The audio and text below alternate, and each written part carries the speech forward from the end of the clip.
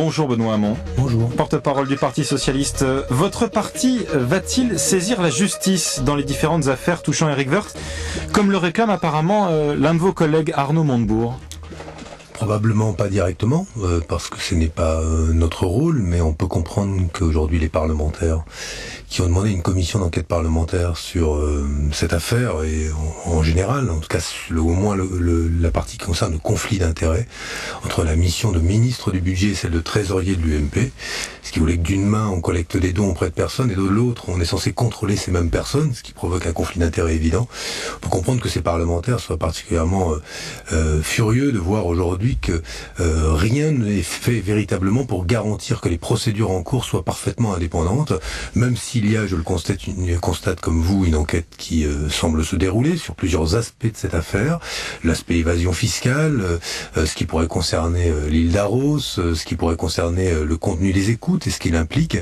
Cependant, il aurait été plus rassurant, plus clair, que ce soit un juge d'instruction indépendant qui soit en charge de l'affaire et pas le procureur Courroy. Oui. Pourquoi pas par mais vous ne faites pas confiance à la présidente du tribunal de Nanterre, Isabelle Prévost-Després ? Oui, absolument, mais ce que je veux dire, elle est en charge d'un tout petit aspect de l'affaire, et pendant le temps où elle a été immobilisée pour un problème de procédure, en raison de l'appel du parquet de Nanterre, le procureur Courroy, lui, s'est saisi de plusieurs aspects extrêmement importants dans cette affaire, et notamment sur ce qui concerne le conflit d'intérêts potentiel entre la mission de ministre du budget et là encore le rôle qu'il aurait joué auprès de Madame Bettencourt, et donc il s'agissait de Monsieur Woerth.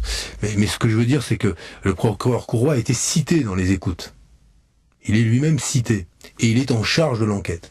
Et c'est là qu'on juge, nous, qu'il y a une forme de mélange des genres évident, mais c'est mélange des genres qui colore cette affaire depuis le début, et qui encore aujourd'hui, dans les enquêtes qui sont menées, reste au cœur de ce qu'il faut bien appeler un système, et qui est le système Sarkozy. Mais vous demandez toujours par ailleurs une commission d'enquête parlementaire ou pas ? Oui, absolument. Nous maintenons notre demande d'une commission d'enquête parlementaire, nous maintenons notre demande que ce soit un juge d'instruction indépendant qui soit en charge de la globalité de l'affaire. Et aujourd'hui, sur les deux aspects de ces demandes, nous n'avons pas obtenu satisfaction de la part du gouvernement. Alors apparemment, l'enquête préliminaire dont on parlait pour trafic d'influence qui a été ouverte par le procureur de Nanterre, Courroy, devrait logiquement conduire à l'audition d'Éric Woerth et de son épouse. Si c'était le cas, est-ce que le ministre du Travail pourrait conserver son poste pour vous ?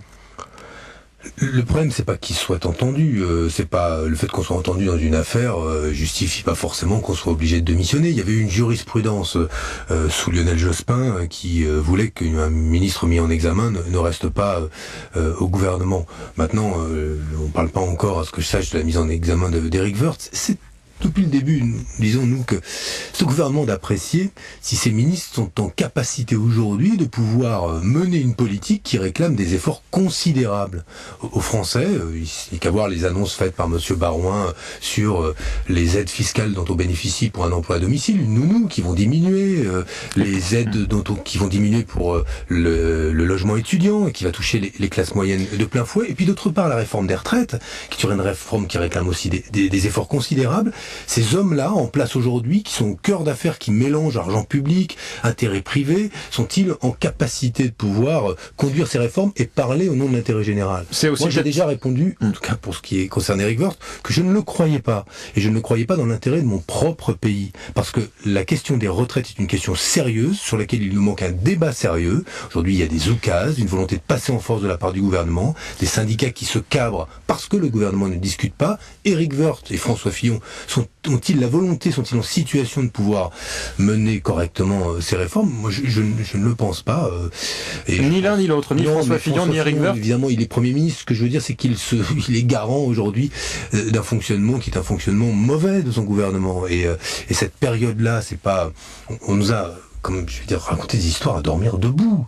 L'histoire d'un complot entre le Parti Socialiste et les médias qui auraient monté cette affaire de toutes pièces. Mais on va croire qu'on se réveille le matin, qu'on va à une réunion avec Monsieur Lagardère du JDD, Monsieur Gisbert du Point, le patron de Mediapart, Monsieur Plenel, qu'on se réunit discrètement dans un petit restaurant, dans un café, pour savoir ce que va être le menu des révélations du jour. Mais tout ça, c'est une histoire à dormir debout. Tant sur cette affaire de complot que sur les explications qui nous ont été données. Et nous avons pointé des dysfonctionnements graves. Aujourd'hui, tous les dirigeants de l'UMP ont créé leur propre parti pour pouvoir collecter des dons.